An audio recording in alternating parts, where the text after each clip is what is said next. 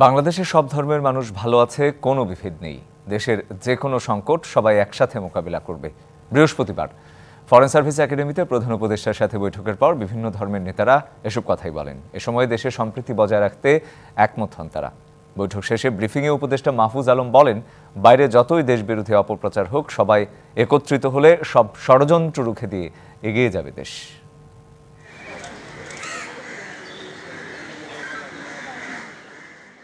বৃহস্পতিবার বিকালে 4:15টায় ধর্মীয় নেতাদের সাথে বৈঠকে বসেন প্রধান উপদেষ্টা ডক্টর মোহাম্মদ ইউনূস।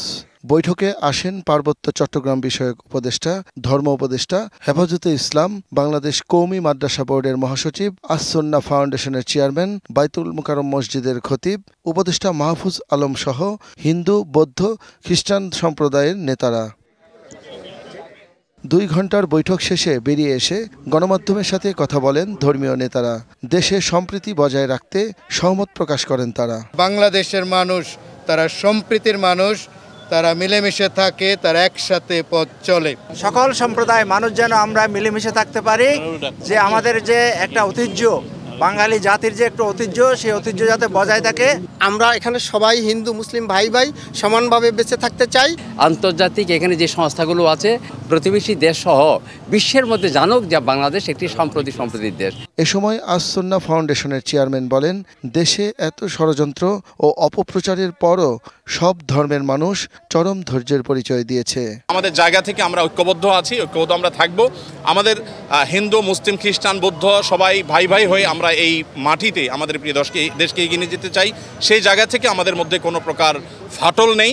পরে গণমাধ্যমের সাথে কথা বলেন উপদেষ্টা মাহফুজ আলম। বলেন, সব ষড়যন্ত্র মোকাবেলা করে এগিয়ে যাবে দেশ।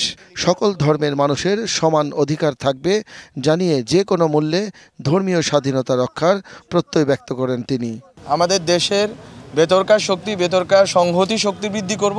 আমরা যদি এই দেশের মধ্যে ঐক্যবদ্ধ থাকি রাজনৈতিকভাবে, সাম্প্রদায়িকগত জায়গা থেকে এবং আরও অন্যান্য ক্ষেত্র বিশেষ আমরা যদি ঐক্যবদ্ধ থাকি, বাইরে যত অপপ্রচার চলুক বাংলাদেশ এগিয়ে যাবে। মিথ্যা প্রচারণা ও ষড়যন্ত্রে পা দিয়ে কোনো ধর্মের মানুষ যেন ভিন্ন ধর্মের প্রতি কোনো বিদ্বেষ না ছড়ায়, সেই বিষয়ে বৈঠকে অঙ্গীকার করেন ধর্মীয় নেতারা।